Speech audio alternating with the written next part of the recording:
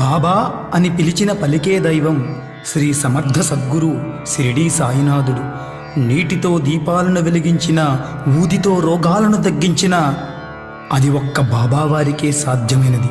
అటువంటి పరమ గురువు శ్రీ సాయినాథుణ్ణి స్మరిస్తూ రమ్యమైనటువంటి గీతాన్ని పాడుకుందాం.